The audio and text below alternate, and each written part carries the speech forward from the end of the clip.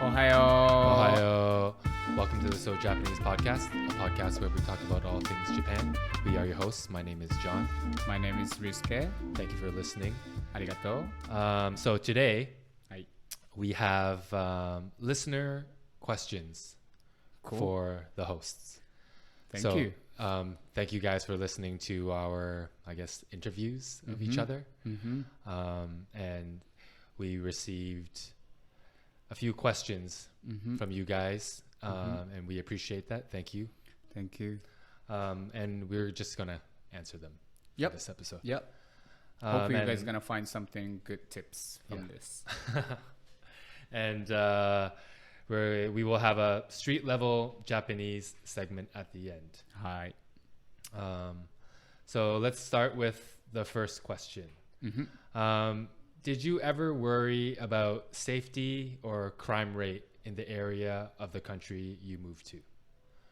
So I guess we'll both answer them. Yep, sure. So for you, For me? yeah, you go ahead.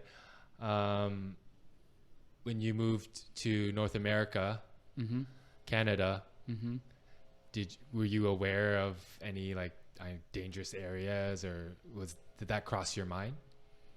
Yeah. Yeah.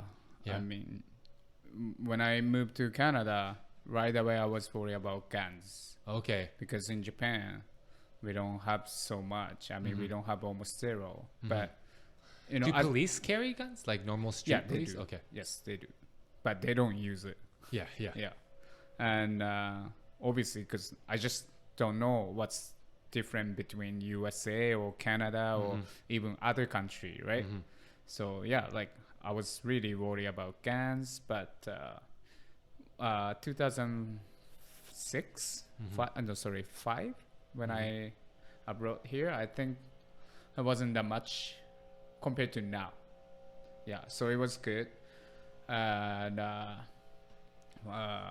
was worried, what else? Obviously, it's just the rules and stuff, because I don't know what's good to do, what's not. So, How about areas of where to live in? Like, how did you know, like... that I obviously after I got here, then I like someone already lived here for long enough. Then I keep asking them like, where's the place I shouldn't be? Okay. Yeah. Yeah. So then they told me like, maybe you shouldn't live here. You should avoid like around this area. But I ended up living in the area people say like, why you live there? Okay. But now that area in Toronto is like hip, like popular. Yeah, it got gentrified. Yeah. Yeah. So. Well, that's the thing, right? When you move to a new country, maybe you're starting off fresh. You don't have that big of a budget. So you're going to have to stay in more seedy areas. Yeah, right? yeah. More affordable areas. Yeah. And I think most important is like you have to be careful anyway by yourself. So like you have to be always attention surround by you. Yeah. Especially I feel like in traveling, I feel a lot of like scammers or like not scammers, but people who want to take advantage of tourists. They want to take advantage of Japanese tourists. Yeah, unfortunately. Like for some reason, like in Southeast Asia especially, they think Japanese tourists are rich. Like they have a lot of money to spend and they will target you. I remember backpacking and going through Bali. A lot of like street sellers will they think I'm Japanese. Oh, right? And so they speak you in Japanese. yeah, right? Oh, Nihonjin desu ka, right? And I guess because they know Japanese people spend money. Yeah. And I think they're also in Europe, they're like known targets for like pickpocketing. But like going back to finding apartments for as a Japanese person, I know there's a lot of landlords in Toronto who only want to rent out to Japanese people. Yeah. So like they'll post their and the Japanese rental in Japanese sites or websites or yeah. And I think first of all is Japanese people are pretty clean, right? They're clean, they're respectful to the environment, so they won't like fuck up your shit. And another thing is that even if you don't provide the best living environment, they're not gonna complain. No, because like I remember we had a coworker, a Japanese working holiday, and she was describing her room, and it was like it was in a basement, and the basement was subdivided into like 8 units, all Japanese tenants, and like the walls didn't even reach all the way up to the ceiling, and only one of the units in quotations had the light switch. So it was up to that person to decide whether or not everyone would have light.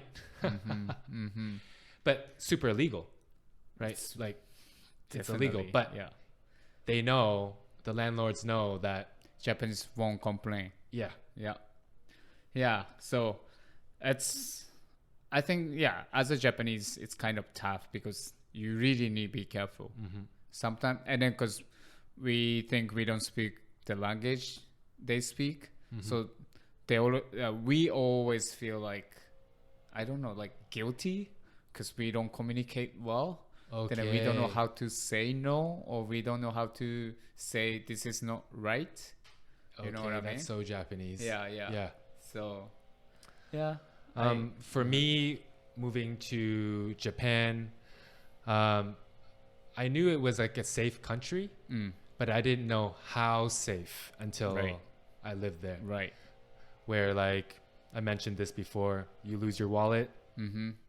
If you go to the police station of where you think you lost it, it'll be there, money and all, right?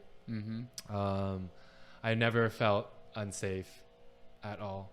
The only things that like I hear that are like, I guess not dangerous, but it's like it's generally 99.9% safe, but you'll get that 0.1% of like crazy, not dangerous, but like a murder, like crazy murders, or like but in general super safe. And then living in Thailand, backpacking and like traveling there first, I noticed that it's arguably like a developing country, right? And people might think that it's unsafe, but because they have because they're Buddhist, I feel like there's additional, like, I don't know how to say, it's not, how do I explain myself? So we're gonna have to edit this. They have religion in the back of their head as well. So they won't want to scam you, or they won't, it's not unsafe because they have a religious basis, right? And so, but I guess if you were to decide to travel to a more dangerous country, you just got to be smart about everything, right? I mean, like, you just don't trust anyone, and then you have to protect yourself at the end, right? So I suppose the tip would be, don't act like a tourist. Act like you belong. Right, for sure. My next question is, how hard was learning to transition to a new currency, or learning the process of renting, getting healthcare, getting insurance, like a money thing. For me, well, obviously the coins, that was really hard to understand at beginning. So like the denominations as well as how they look like? I don't even know which is toonie, which is rooney, Okay. which is 50 cents and 5 cents. So I have to put everything on my hand. Then this is you $2. you let the shopkeeper take the money. Yeah. So for our listeners, in Canada, a loonie is a dollar coin, and a toonie is a $2 coin. $2. Yeah. The reason why is because on the $1 coin, there's a loon, the bird. So we just call it a loonie. Yeah. And how about, I think in general, getting used to taxes. So in Canada and North America, I would say taxes are not included in the listed price. Yeah. But in Japan, in Europe, already in. Exactly. It's kind of fucked up, no? Yeah. If you're traveling to Canada. It's like, and obviously on top of that, if you go eat, you need to think about tip. So taxes are not included. So you got to add taxes yourself in your head, and then also add tips, right? Yeah. So the price on the menu isn't actually the price, right? And first couple of times you go eat dinner with friend or whatever, and when you pay, it's like, it's expensive. But then everybody says, because it's tip. Yeah. For me, moving to Japan, getting used to the yen, quite easy, right? Because you just take out 2 zeros. So 1,000 yen is $10. Right, because number is right. 500 bigger. yen is $5. More or less, that's the equivalent, right? Did you have a credit card? Not in Japan. Not in Japan, but Okay. Canadian credit cards work, right? Yeah. Because I didn't have credit card at that time. Okay. Like first time I came here, it was like money check. You know the money check? Like a money order. Yeah, money order. Bank. Exactly. Yes. Yeah. Okay. So it was even harder for me. Like That's I have true. to go Citibank and then do this, and That's true. right now I think more easy, right? Just one credit card or even PayPal or whatever. How did you find an apartment? So when you first came, you were at like a homestay, right? Yeah, I stayed 1 month for homestay from school, and then during that 1 month, that time obviously the internet was already exist, but not really efficient. So it's an old school. I go one of the Japanese store. They have the board on a wall. Like bulletin board. And, Okay. And there's a bunch of advertisements printed, and it says like looking for this house, one bed, 450. And you rip the number. Yeah, you rip the number, call them. Yeah. Make a plan and then go to see them. Yeah, and first one definitely was wrong. It was like one room share with this owner, like Chinese guy, and I was like, because it says one bedroom, and I was like, okay, so I'm gonna live here, and he said, yeah, you're gonna live here with me. Oh. And I was like, oh, okay. I didn't understand that, so no. Yeah. But then second one, I got in Japanese people share house. It was like, I would say there was a single bed and then little bit of space, and that's it. And small window. Okay. But I was like, why not? I'll take it. Do you remember how much that was back then? It was like $500. Okay. Yeah. And everyone in that house was Japanese? Was Japanese. Okay. One guy was like Canadian Japanese. Okay. But everybody was Japanese. Have you ever stayed in like a fucked up place, like how we mentioned before, where the ceilings don't go all the way to the walls don't go all the way to the I ceiling? think the first one was like that, but Okay. I sensed it. I don't want to take that. So I know even like some places, they subdivide the area so much that there's more people than, there's not enough washrooms.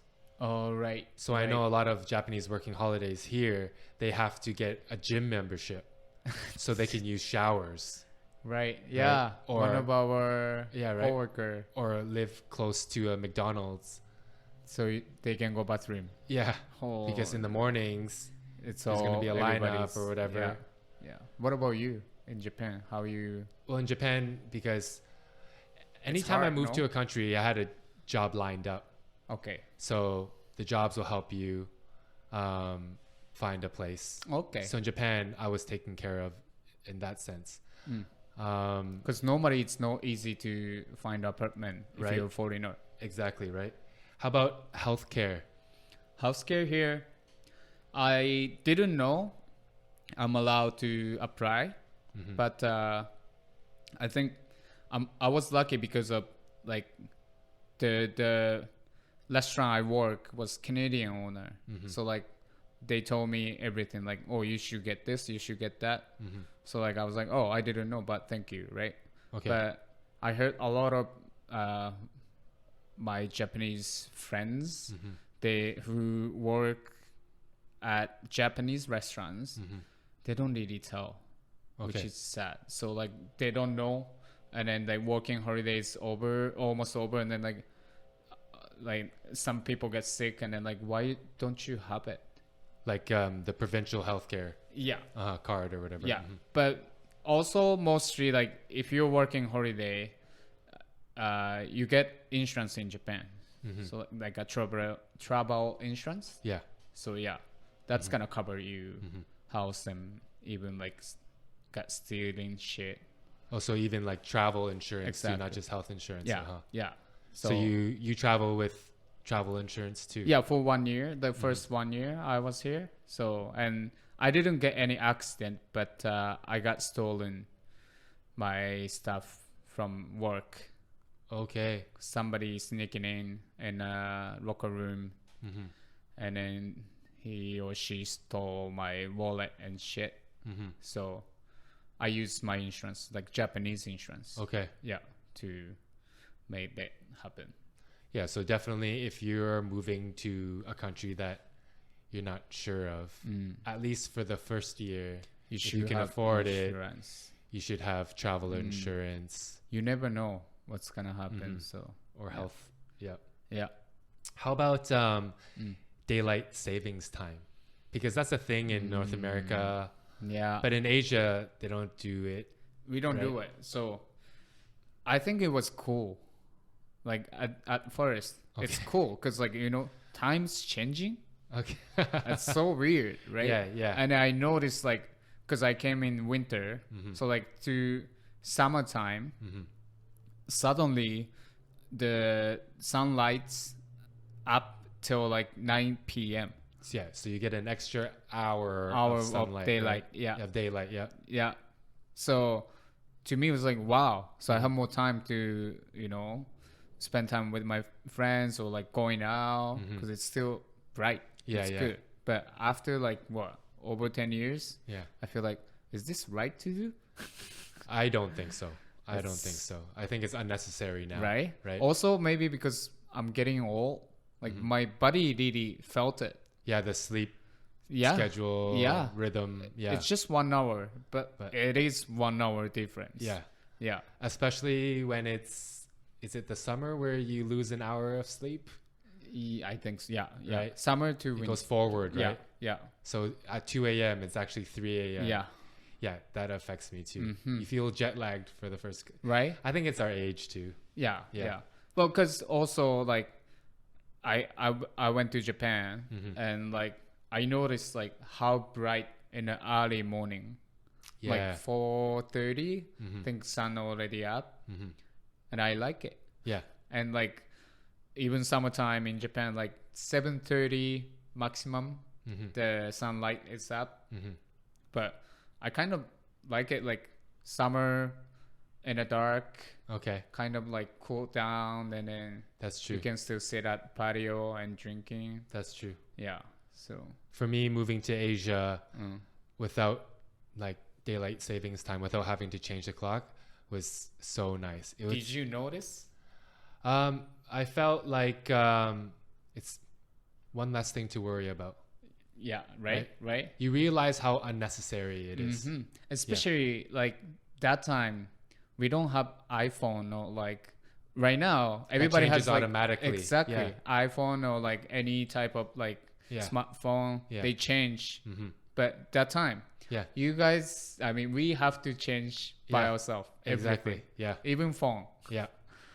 Yeah. So even if people now, if they're late for work because daylight savings, you're a shithead. I know, right? That's not the excuse. Yeah. Another question is, if there were any times you felt overwhelmed or homesick, and what did you do to combat that? Oh, yeah. I felt super homesick when I got here. Because again, it was winter time. Imagine you came, you abroad some country, you have no friend, you have no family, you don't know anything, you don't even speak their own language, and all white outside, minus 20 degrees. Yeah. Yeah, and in like super cold countries, they have that seasonal depression, right? Like, anyway, exactly. Yeah. So you get that plus homesickness, right? Yeah. And you move to a fucking frozen tundra. You can't do anything. Because I still remember the scene. I was on a train, go to ESL, the school, and I was like, what I'm doing here? Yeah. Am I gonna be okay? Yeah. Am I gonna make it? But I'm like, there's no way I'm gonna go home. I'm just gonna stay here, make it happen, then go for it. So how you dealt with homesickness is? I just like make it friend. And again, there's no, I mean, the internet wasn't really good than now. So yeah, I met my friend, like Japanese friend. So like I was hanging out with them and almost like every day. So, you know, once you get in a community, then you feel okay. But then I think we will talk about this on the other episode, our interview. You can be with your community, same people from your country, but not too long. Yeah. You then have what's the point, right? Yeah, because otherwise you lost your chance to improve your language or like even get through some hard time by yourself. Because you're gonna rely on everything to them. Yes. So, but at beginning, it's very important to me. Yeah. And also they are all students. So like after 1 year, they left. Leave. Yeah. I got a visa. I stay 1 more year. So that was like, I think I was lucky. The timing was, everything was good. Yeah. So that's how I not think about home. Yeah, that's a thing about traveling or living abroad is that people you meet, they will always leave. Exactly. Right? Like people come and go.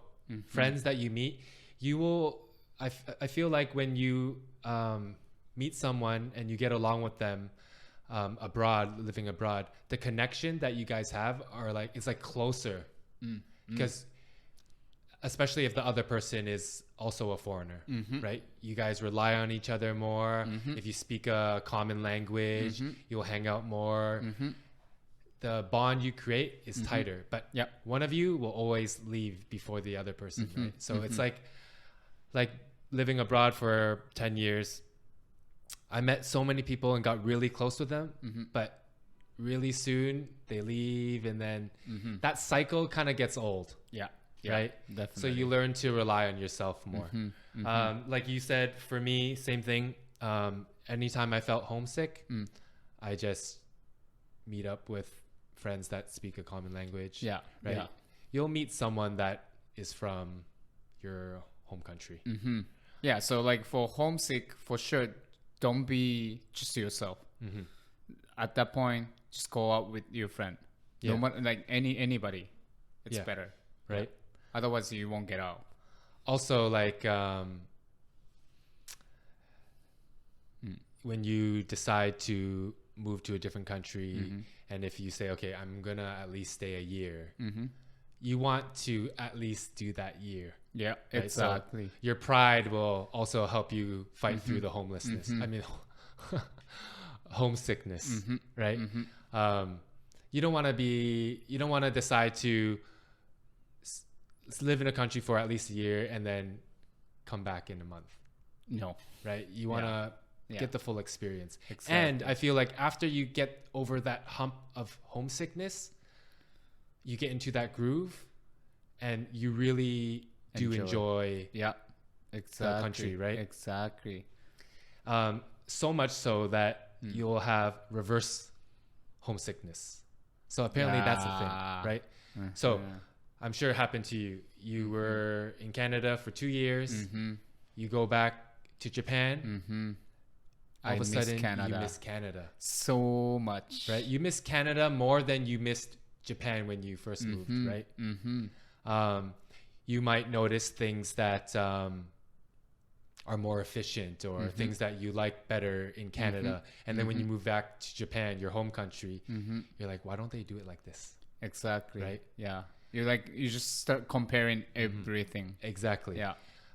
For me, moving to Asia, things that like, getting a job, just everyday things that you need to do, if they're different from your home country, I felt they were easier to accept if it's a country that doesn't speak your own language, right?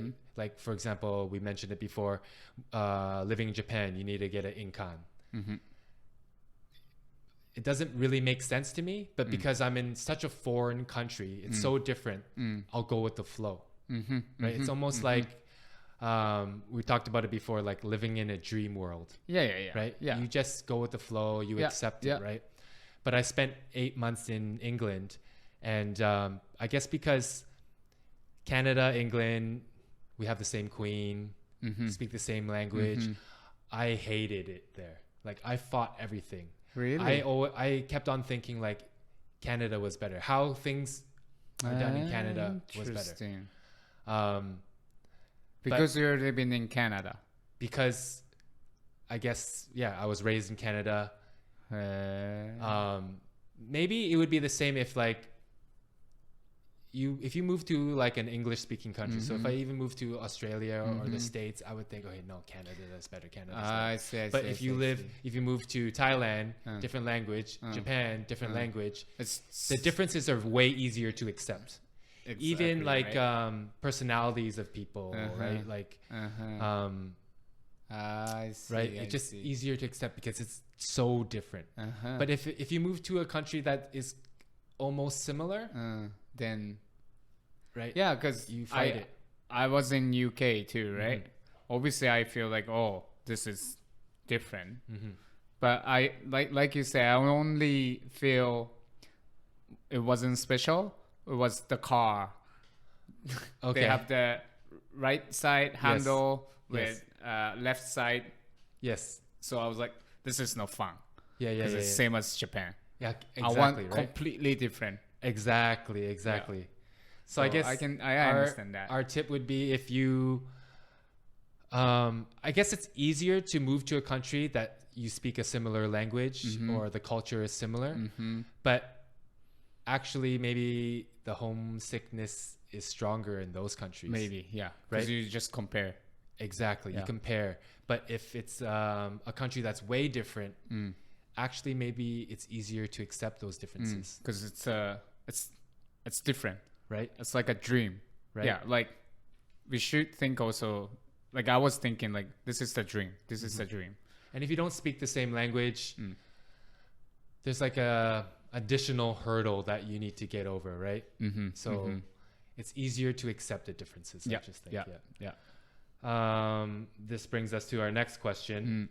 How did you adapt to learning a new language? A new language.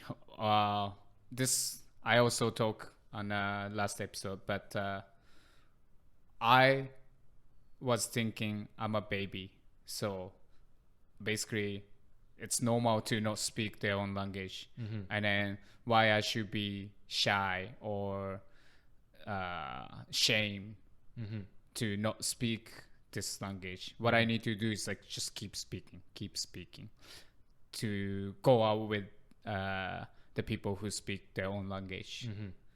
And it's not easy, but if you give up, you're not gonna learn. So yeah, you just keep doing it. So I would say maybe because we learn languages the same way, like without a textbook. Yes. The best way is just to immerse yourself, right? So to just try to speak. Hang out with people that don't speak your common language. Yeah. Try not to be in an environment that shares the same language as you. No. You're forced to, right? Yeah. And if you're forced to, that also helps you get over like the shyness or the embarrassment, right? Because when you speak other language, obviously like you feel weird, right? And you feel like, is this right? Is this wrong? Like you start thinking extra. You overthink it. Yeah. And then when you overthink it, you actually won't use it as much because you're too shy. Is this right? Is this wrong? Right? Yeah. Yeah. And I always telling like the people who wants to learn speaking English, because like, especially like Japanese friend, right? They always ask me how you speak. And I always saying like, just don't use your brain. Like, just don't think too much. Because when you speak Japanese to me, how much you think, you actually don't think anything. Yes. The words just coming from your mouth, even though you don't need to think in your brain. So, for example, apple, I always do this, like apple, what do you think? What is apple? And then like they say, yeah, the apple is in my head. Yeah. Apple doesn't have to be ringo. So I always telling everybody, you need to think that way. Like apple doesn't have to be ringo. Okay. Apple is apple. As a picture, you get the image. Okay. So for any new language, I think like it's better to worry like if I'm speaking right or wrong. Just start using the word, especially when you think, oh, that's a new word. Then you just like keep mumbling, at least like keep 10 talking. times. Because your mouth have to get used to it. Yeah. So that's how I did it. But of course, it's not easy. But did you ever? Was there ever a time where you noticed that, like, hey, I'm thinking in English now? Yeah. Right? Yeah. I think it was like almost after 2 years. Okay. Like, I kind of like, it wasn't suddenly, but to me now, it was kind of suddenly, like, it just click. And like, oh, I don't need to think in Japanese anymore. First. Yeah. And translate in your head. Yeah. And then, yeah. So like my mind is already in English. So. And I think that only happens when you immerse yourself into the language. Right? You're forced to. Yeah. Right? Exactly. Because when you're a tourist and you're traveling and you try to speak the native language of that country, as a tourist, you know that you're not going to stay in that country for a long time. No. So you're always doing the translation in your head. What do I want to say in English? And then I'll translate it to whatever language. But when you live in a different country, you can't translate. I mean, in your head. It'll take too long. Yeah. Also because like you're not just like go to eat or like go to shopping, right? You stay there, you live there. That means you have friends, you have coworkers. Sometimes you have to go banks or other place to talk with the people. It's not like just order. How about writing and writing and reading? Surprisingly, after I started speaking English, I could start reading. Okay. It's interesting. Because, like, of course, I don't understand everything, but I do understand the general... In general, how this sentence goes. So it's like my mind is already so this story goes this way, right? Okay. It's not like I'm reading every single word to trying to understand what they actually say for whole sentence.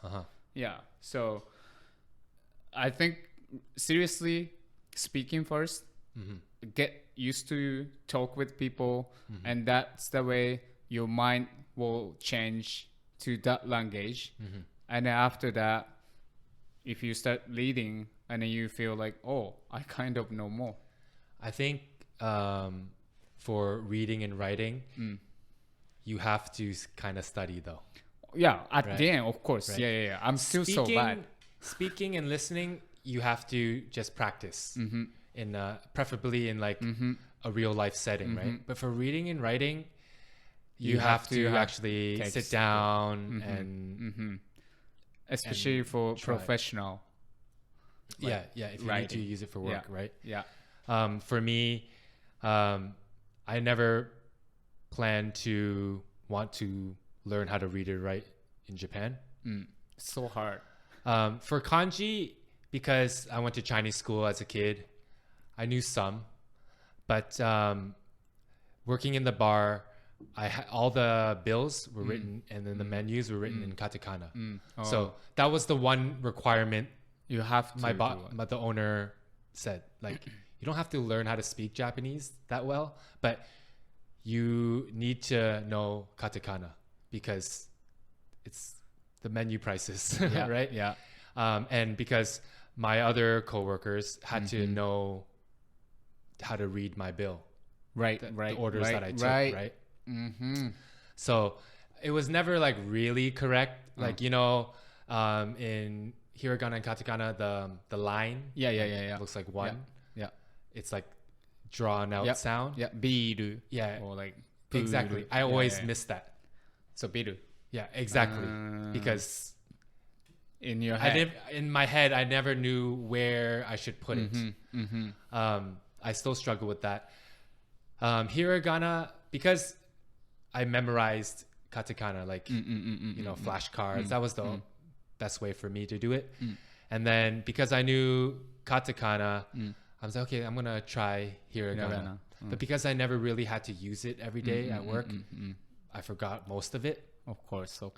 But like with the alphabet, English alphabet, the best it's just memorizing, right? Yeah, you just have to memorize it. Well, that's why, like, for Japanese people, only good things for English is like only alphabet. There's nothing else. But for you to learn Japanese, you have to know the hiragana, katakana, kanji. Hiragana and katakana, it's like almost like an alphabet, right? Yeah. But with kanji, it's just pure memorization. It's impossible.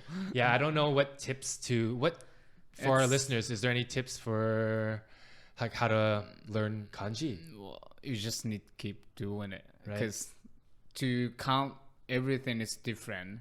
Then some of our friends, he study Japanese, and he always ask me like, why this count this way and then this count this way, and then what do you mean count? Like, for example, house, we say iken, niken, sanken, yonken, goken. And then for the pran, ikko, nikko, sanko, yonko, and then like the number also will change. Sometimes it's a ko or go or nana. 7 is 2, right? Hichi or nana. That's just memorizing, I think. Exactly. Right? It's just memorizing. It's so hard to explain. Like, it's like a Spanish, I guess. Like, they have the female and a male, but you just have to memorize, right? Yeah, exactly. Yeah, because it doesn't really make sense. Exactly. Or even some people try to learn kanji by imagining the image and the character. So, for example, person. People try to think, oh yeah, it's a person standing. But I think because it doesn't apply to everything. No. Right? Sometimes even harder if you think that way. Right? Yeah. You just have to memorize. Yeah. That's the only way. Yeah. So it's hard, but again, once you get used to it, even just one of your language and then one other, it's gonna change your life. Yeah. You feel more confidence. That's what I feel. Right? Yeah. Another question. Do you have any tips on how to make your new area or home feel more homey? That obviously you have to you just go out and then see more people. I think this question is more talking about like your apartment. How to set your apartment up to feel like more homey. Okay, I think I mean this place it's my home and my previous apartment is my home, but it's maybe it's weird, but I never feel like home to anywhere. Obviously it's my house, but you know, you're renting, right?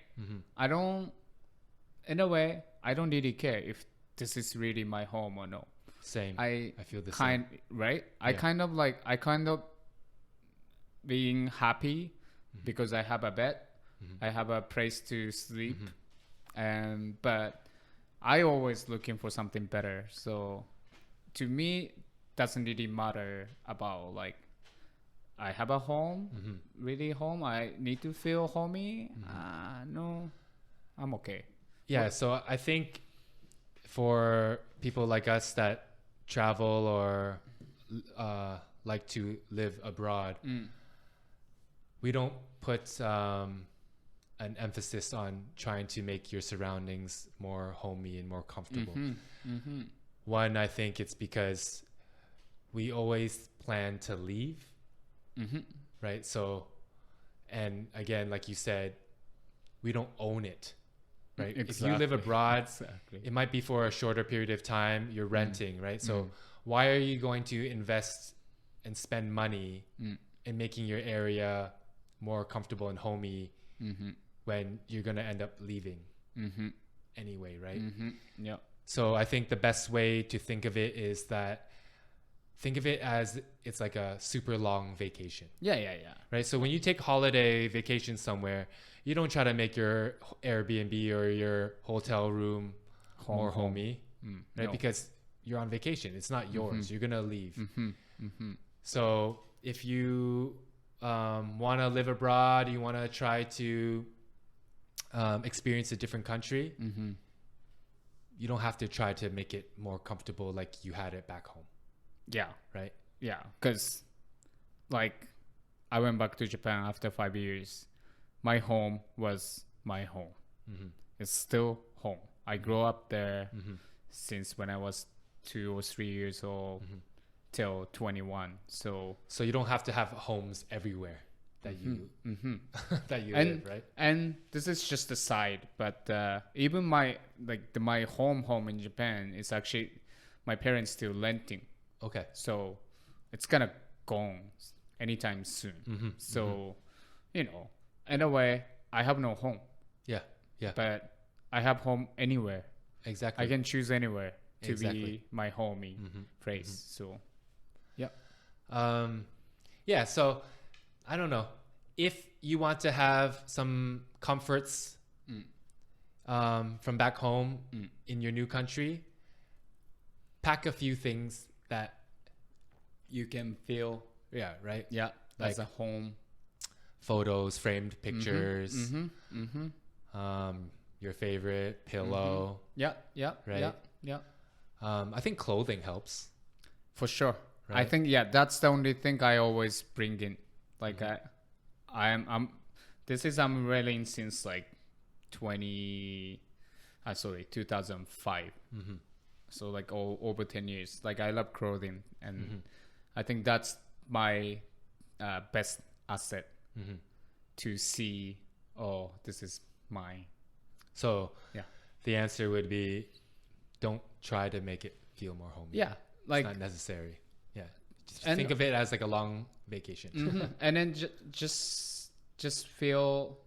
I mean like, not about home. I think think about the place, the city is your home. Yeah. So like, you know, Toronto is my home for sure because I've been here for long enough. But it doesn't have to be this. My apartment is my home. Exactly. Yeah. And a tip would be, so when I first moved to Japan, it was the first country I lived abroad in, and I overpacked. Oh yeah. I brought so much shit with me. And then when my friends came to visit me in Japan, I also told them, yo, go to my house, pick up this, I want this, to make my place feel more homey. So when I left Japan, I had to ship so much shit back. I gave so much shit away. I threw so much stuff away. you had to pay for shipping costs. Yeah. Yeah. I didn't pay for air. I paid Of course for not. like, by Yeah. sea, right? Yeah. So it took Yeah. a long time as well. Don't overpack, don't overbring. One thing that I do like to bring around are books, but books are heavy, I know. right? So I know. I've sold many books. I donated many books as well. But there's like maybe 5 books that you want to take around with you in every country, right? But books are heavy, especially Cook's books, right? Oh yeah. Oh yeah. Yeah. Yeah, books suck to travel around with. Those are the heaviest things too, right? Yeah. Yeah. So I think best thing is like picture of your family and stuff. And minimize. Yeah. Yeah. Next question. はい。 How was dating abroad coming to or from Japan? Was it difficult to learn other people's love languages and how they or you showed affection? So, love languages. Rusuke was not familiar No. of the love languages. So, No. I think in general, there's 5 love languages. So, words of affirmation. So, telling your partner that you love them, complimenting them, encouragement. The second one would be acts of service. So I guess doing chores or just doing things for them. Receiving gifts. Spending quality time. Like undivided attention, not on your phone as well. And physical touch. So holding hands, kissing, hugging. So in general, I think people have 2 love languages that what would your 2 be? My 2 will be words of affirmation. Okay. And then physical touch. Physical touch. Yeah. Which is interesting because both is very not Japanese. No of you, Japanese. Yeah. right? Yeah. Yeah. So in Japan, what would you say in general the love languages of Japan? From this 5, Yeah. I would say receiving gift I agree. and then act of service. I totally agree. Yeah, right? I think in Asia in general, gift giving and acts of service would be the main love languages. Yeah, I think so. And I think when you live in a different country, the only way you know is to date. Yeah. Right? Yeah. Or you can ask like friends that have dated, Exactly. Yeah. how is it different from dating a Canadian, dating a Japanese, or how is it different, right? Yeah, I remember I asked one of my friend. He was dating. It wasn't Canadian lady, but from the school. So it was, ESL. So yes, it's from everywhere from the world, right? And then I keep asking, how it works? Dating a foreigner, right? Yeah. That's also like a trip too, right? Especially like, so you mentioned when you first moved to Canada, you're dating, where was she from? She's from Venezuela. Venezuela. So Yeah. 2 people from different cultures dating in a country that is a different culture as well. That's a trip, Yeah. right? Yeah. But it was actually fun though, obviously, because Because you're both learning together. Exactly. And no matter what, we need to speak English, right? So like definitely my English improved because I have to use it. But then also... And no one has like a home court advantage. Yeah. Right? Exactly. You're not living Like in Japan, you're not living in Venezuela, right? Yeah. So it's like fair to Yeah. like, we don't even have family. Everybody we have to do is we have to do. So yeah. And if that happens, I feel like the bond also, like with meeting new friends, your partner dating someone in a foreign country that's not that is not from that country, your bond develops way stronger too. Yeah. Right? It's like when you have no family, no exactly. friends distracting. Only two of us here. Right? No one has a home there. Yeah. Yeah, in Japan, definitely, and Asia in general, acts of service and receiving gifts is a thing. Like for me, dating in Japan, I noticed that they love giving gifts. Yeah. I hate receiving gifts because I'm a really bad gift giver. Me too. And you feel obligated, and I overthink, what I should give them, and I want it to be useful, or how much money to spend on the gift.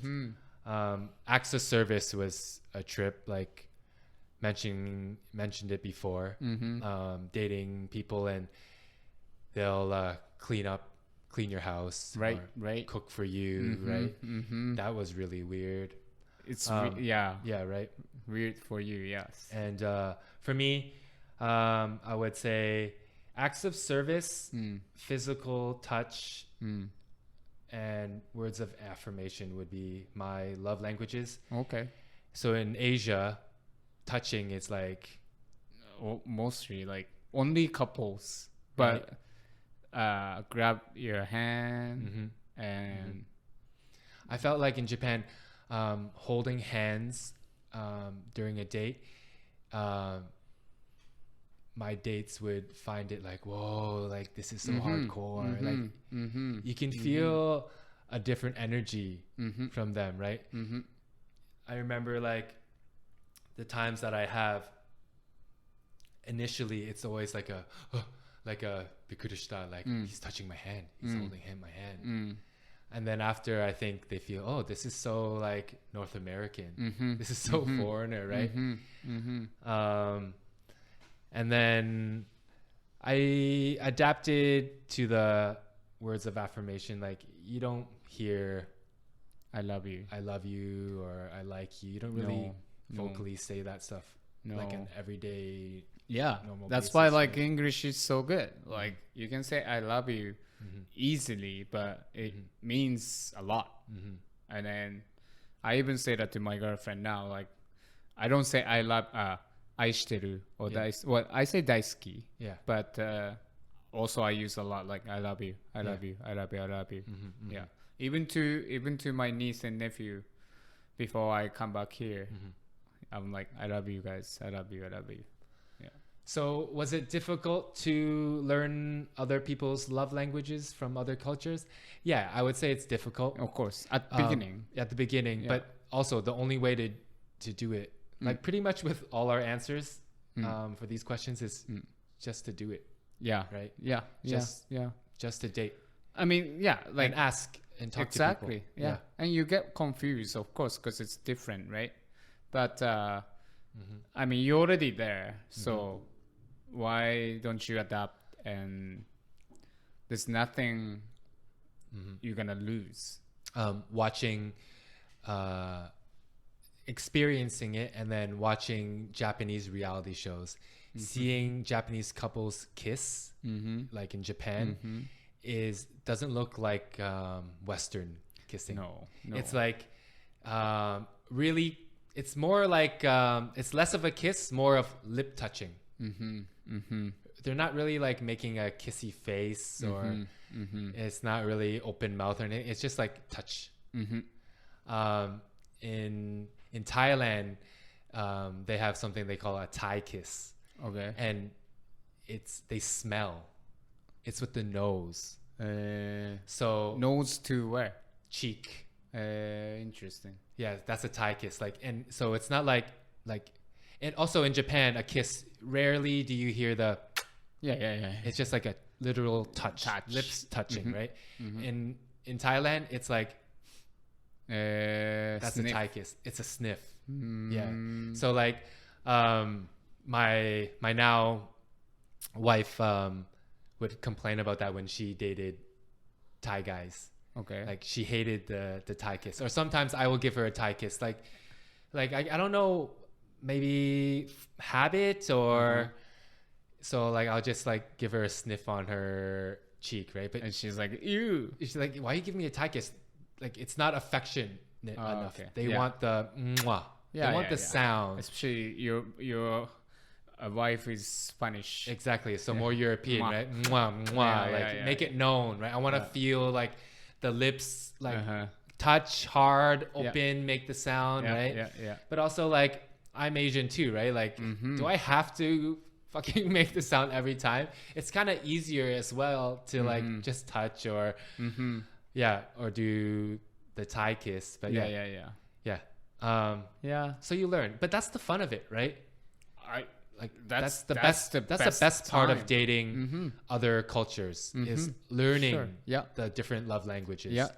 Learning the dating culture, how they are. Right? That's the most fun. That's the most fun. I feel like dating within your own culture or the people you grew up around is boring, too easy. Exactly. It's not fun. And I feel like I said before, the bond you grow gets stronger. It's also, it feels more passionate, more romantic, right? The love feels like really strong, especially when it's like a long distance relationship. So like we said, friends, when you meet them living abroad, always come and go.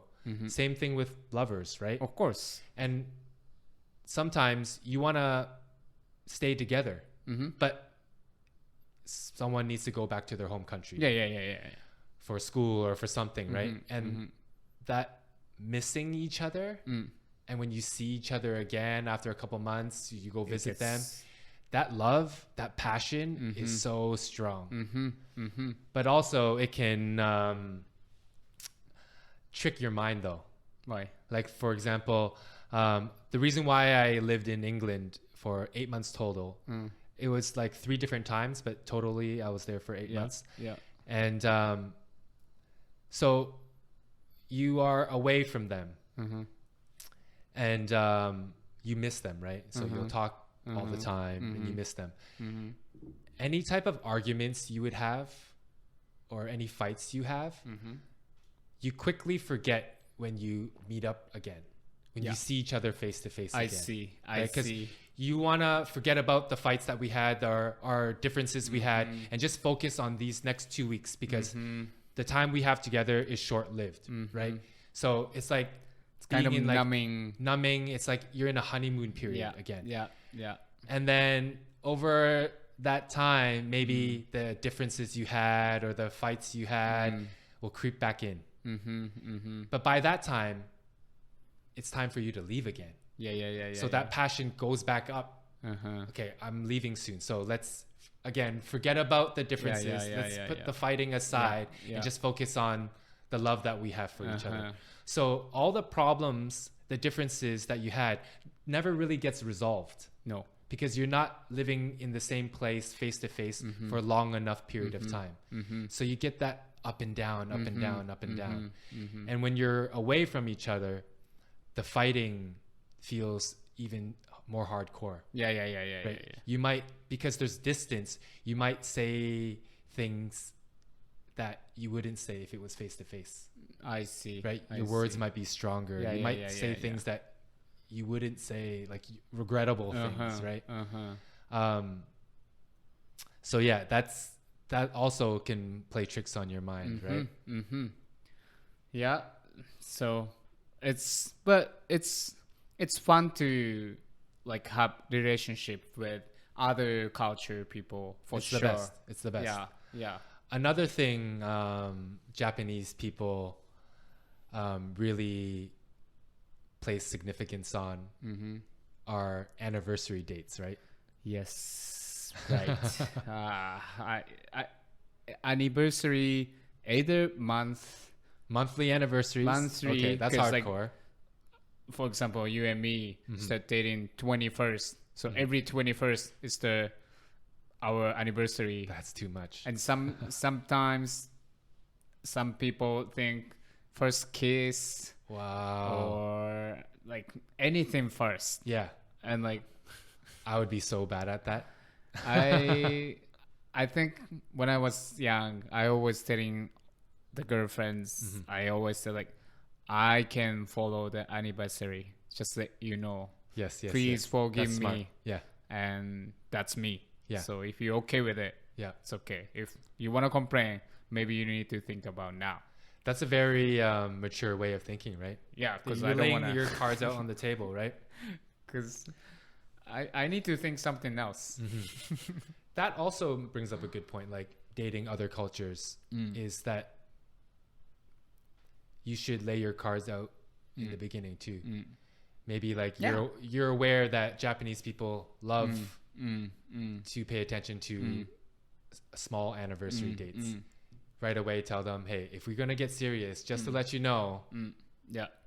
But I think with other culture partner, it's really difficult to tell that type of things because like you don't know what they expect. So it's like you kind of like known with the time. Like, oh, she likes this, she doesn't like this, or you know, he That's likes true, this, that's true. or he doesn't like this. So it's really I think don't think too much and just go with the flow. And if you don't like it in 1 month, and then you're just being honest, and then sorry, I don't think this is gonna work out, right? So it takes time to learn the differences, right? Yeah. But first of all, I think you need to enjoy. But that's gain experience, right? Yeah. If like so maybe for example, if you had dated another Venezuelan, you would know Exactly, something Right? similar, right? right? Yeah. So yeah, for me, I know Japanese girls felt uncomfortable holding hands in public. Maybe my next Japanese girlfriend, hey, just to let you know, I'm very touchy. I like holding hands. Exactly. I hope that's okay with you, right? Yeah. Okay, let's move on. Next question. What food did you miss from home? And what food did you dislike or From like abroad. from abroad? Okay. So, how about you? What food did you miss from Japan, living abroad? Rice. Okay. Okome. Okay. And anything with soy sauce flavor. Okay. All right. What did you miss most about rice? Like, because everyone, like, a lot of countries, a lot of cultures eat rice. But rice, well, like, I think when Japanese people say rice, it means that Japanese sticky rice. So Japanese short grain, Exactly. Calrose, Exactly. rice. Yeah. So, yeah, I mean, you know, as you know, everybody, like, Japanese eats rice almost every day as I mean, it's not main dish, but has to be with it. There's a main dish and then there's always rice. So Uncle Ben's doesn't cut it. No, that's why when I get this homestay, she's super nice. She's very nice, sweet old lady. But of course, like I think her background is Russia or somewhere, and she doesn't know what is Japanese food like. But she tried her best. So first night she told me like, I cook rice for you with some That's pork. sweet. Yeah, and it was like she cooked in a pot was Uncle Ben rice. She didn't even put the lid on, so like the rice was half dry, and it's cold. Yeah. And she cooked some pork with like bunch of oils. So like she drizzled the oil and pork on top of the rice.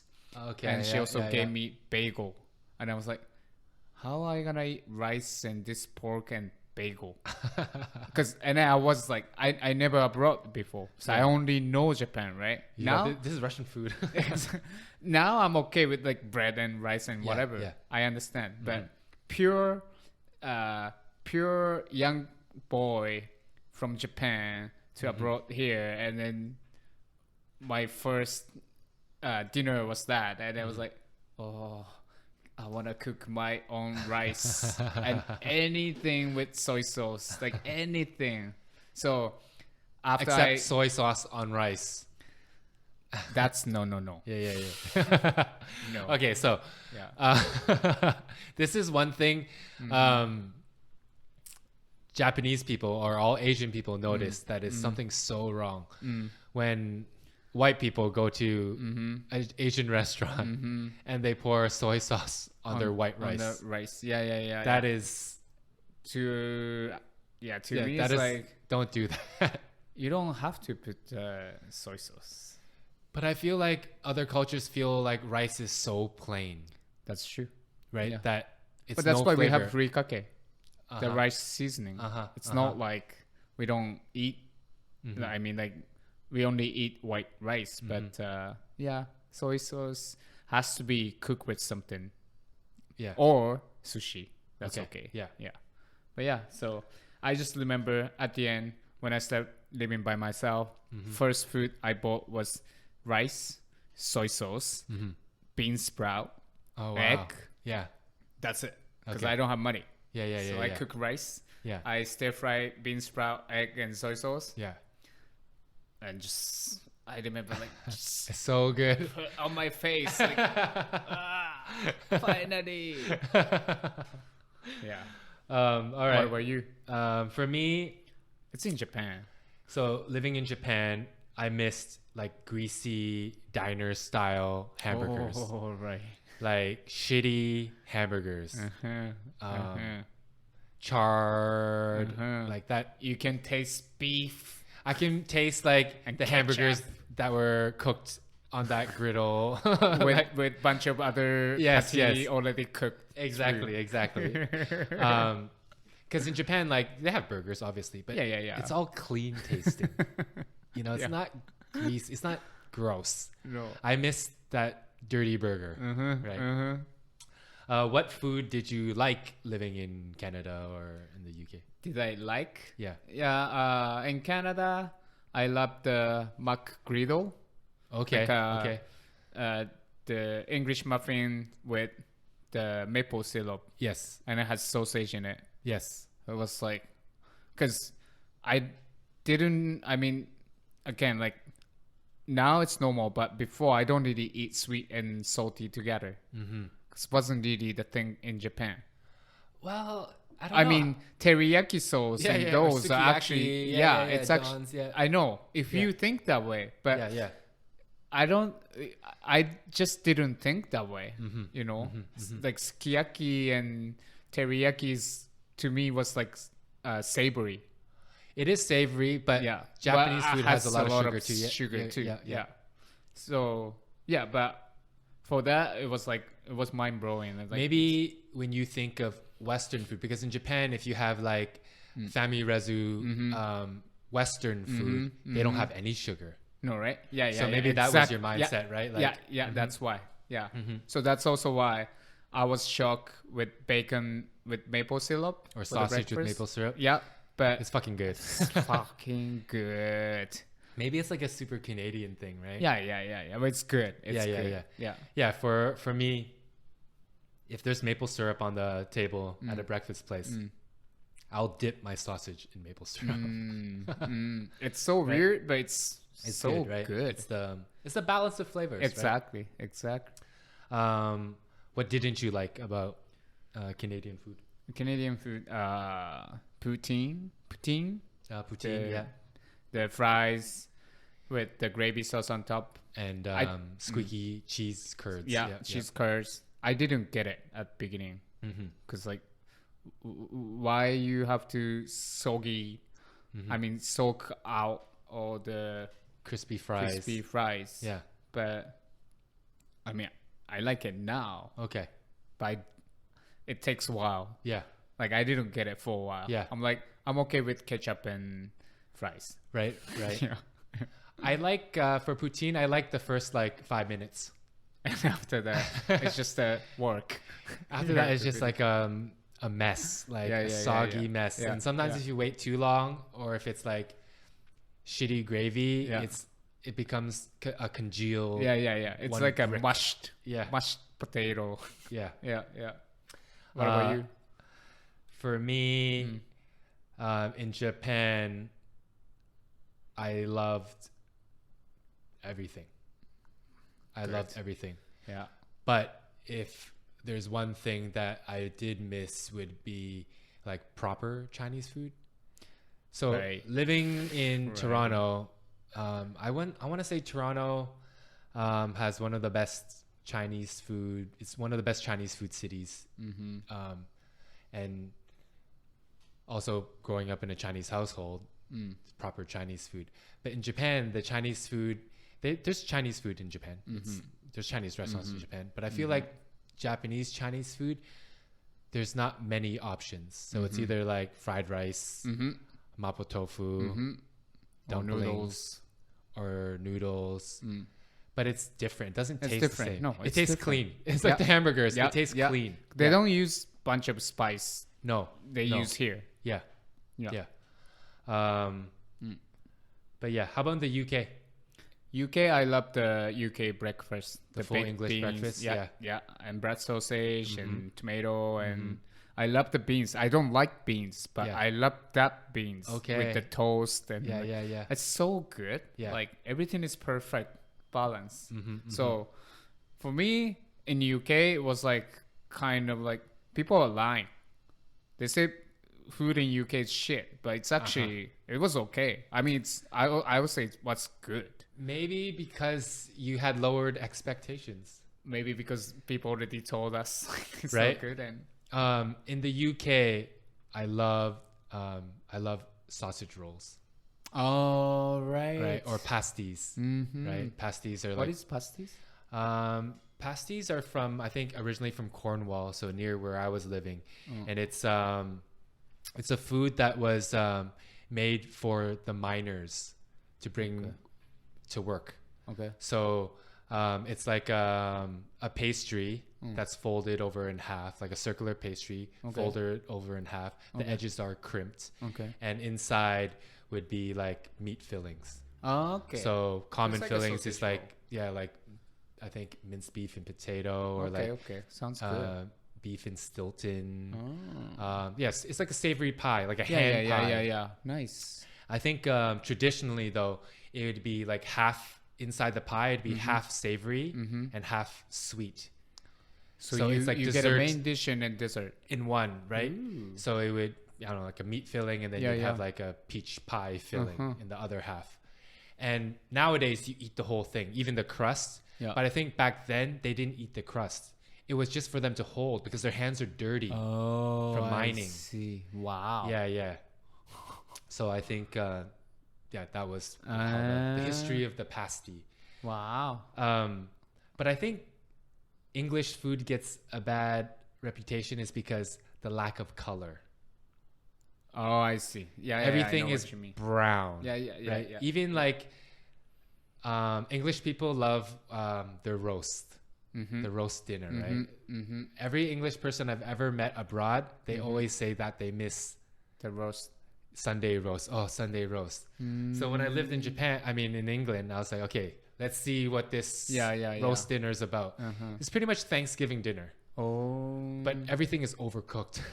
I see. So they have vegetables. They eat vegetables, but it's so mushy. Boiled that the color is all gone, right? Yeah. Mushy. Fish and chips are good. I love it. Right? How about mushy peas? Do you like mushy peas? No.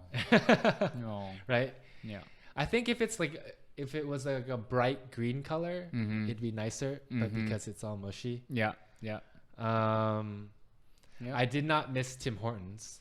Tim Hortons is very Canadian. Yeah. Right?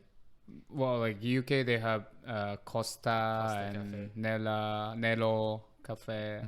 Yeah. But it's different. Tim Hortons tastes different, I think. That's right. Yeah.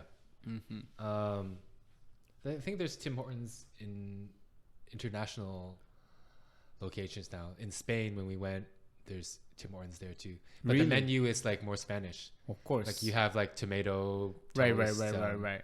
Yeah. You have jamon there. I wonder if there's Tim Hortons in Asia. Maybe.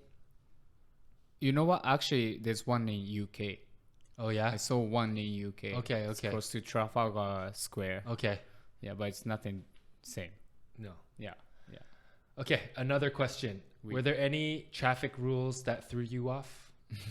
Yeah. Okay. So, number one, basic, driving on the other side of the road, right? Exactly. Yeah. And the other one was, one day I was walking on the street, maybe like first week, I uploaded in here, and I saw the bus, the public bus, turn right when the traffic light was red. Okay, yes. So I was like, so there's no rule?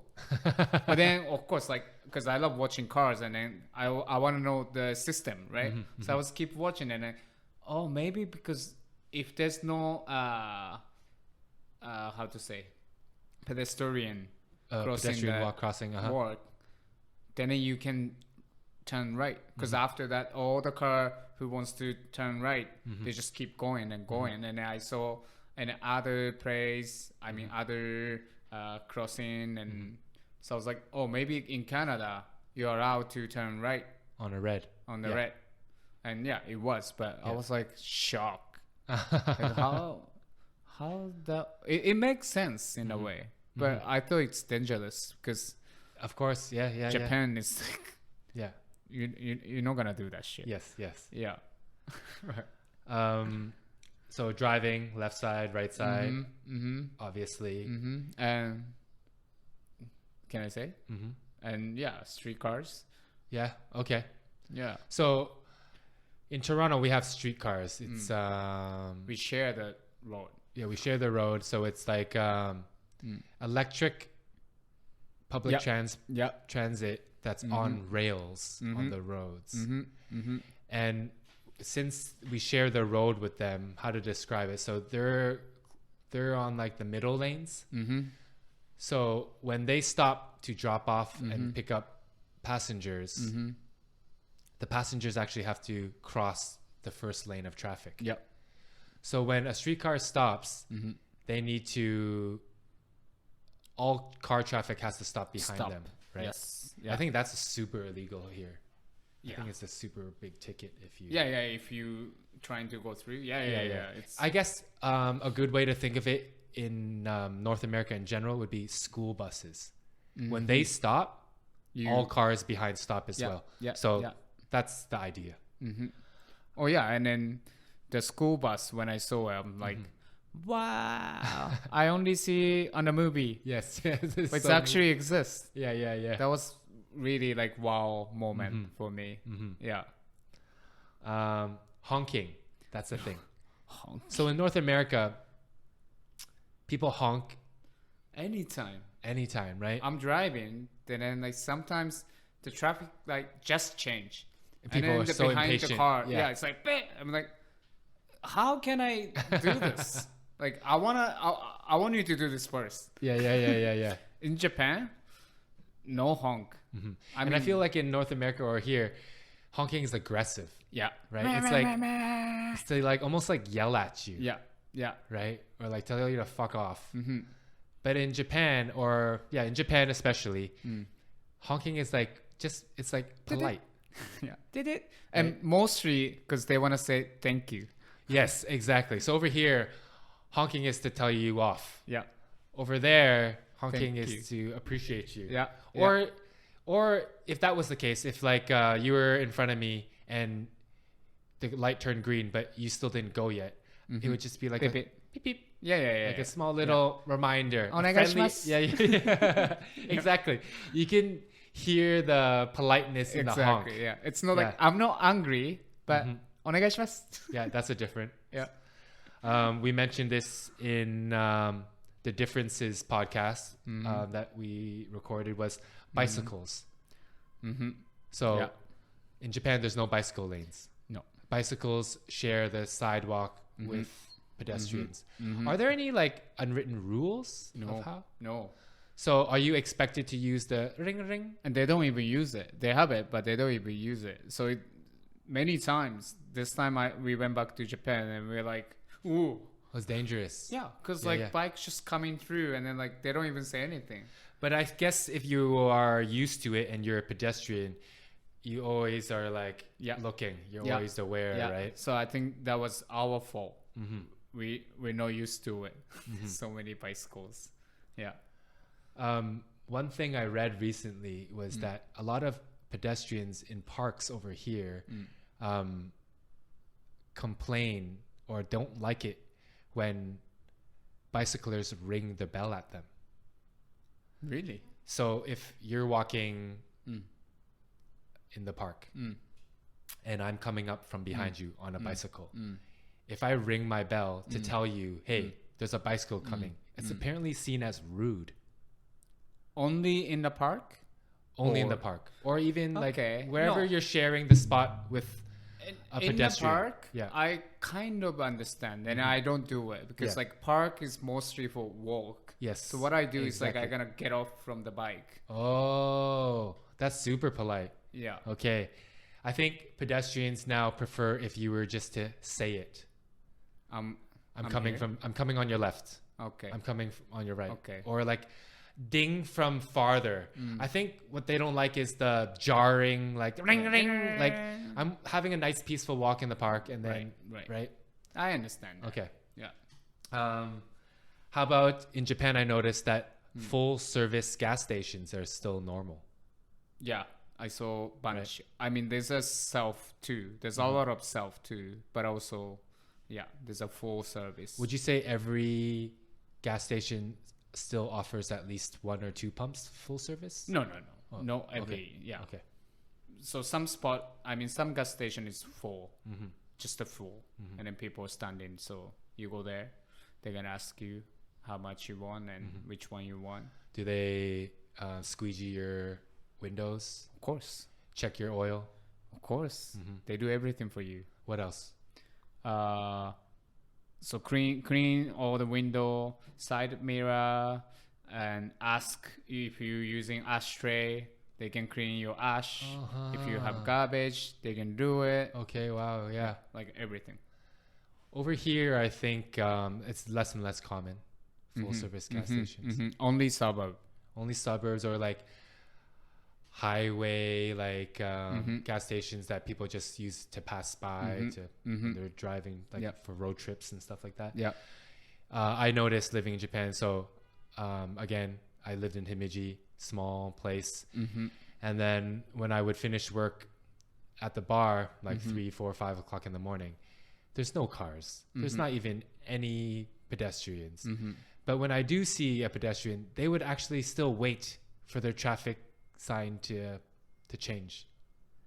Yes. So I would jaywalk all the time. Yes. There's no cars. There's nothing. Right? It's in the middle of the night in a small town, but they will stand there. And They wait. will stand there, or if you start going, and then sometimes they start following you, or either they're just staring at you like Wow, you're doing rule wrong. breaker. Yeah. You're doing wrong. Yeah. Yeah. Did you jaywalk when you guys went back last time? I did a couple times. Yeah. Then we always notice, oh shit, this is Japan. We shouldn't do this. Yeah. Yeah. Yeah. Rules in general. Really, no talking on the phone. No. On public transit No. Never. in Japan. Yeah. Escalator. Escalator. I don't know here, but Japan, Tokyo is. If you don't want to walk on the escalator, you just want to stand it.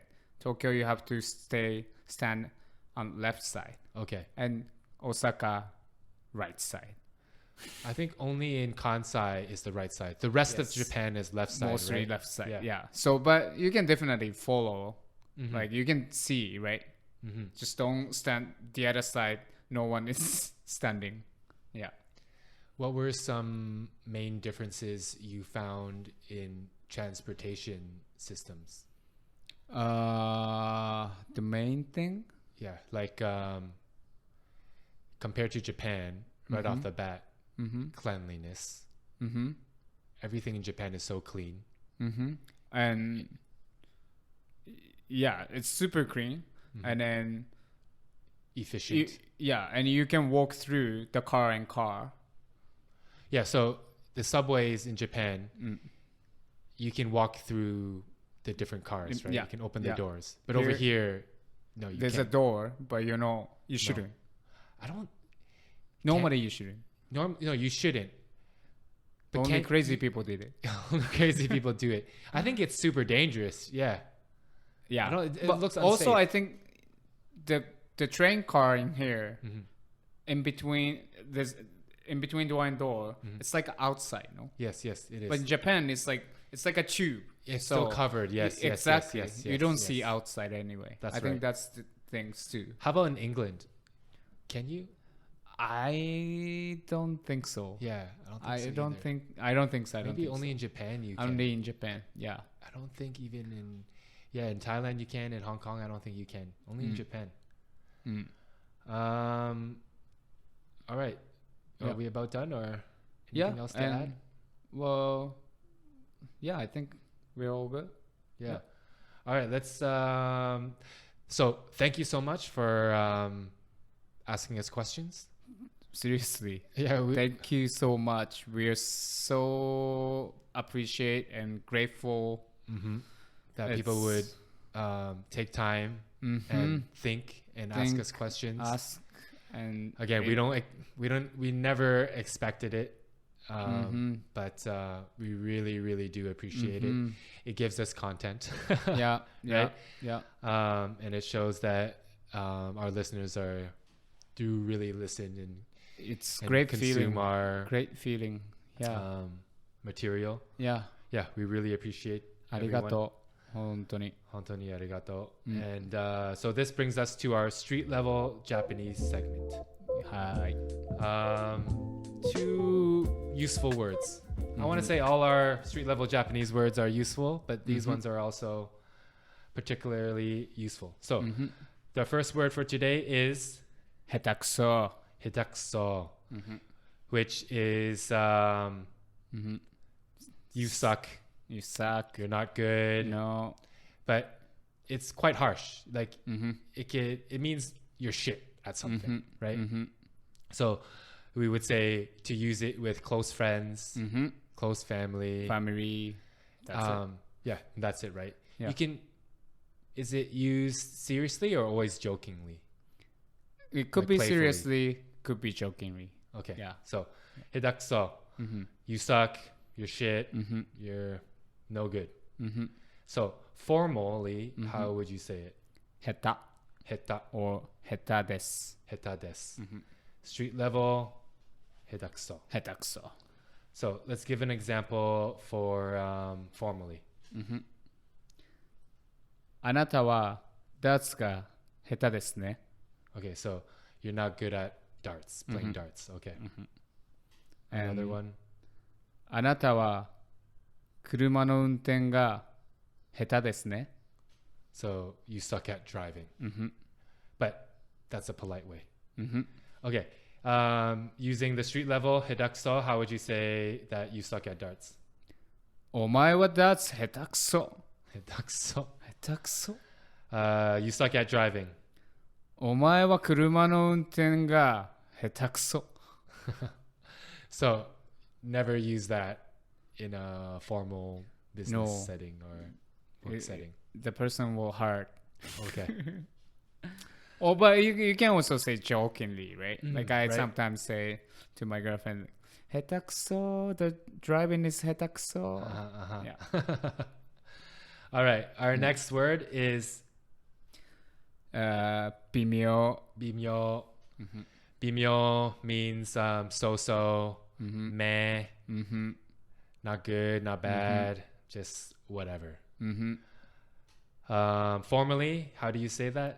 良くない Yokunai. or 好きじゃない. Tsukijinai. Example? あの映画良くなかった.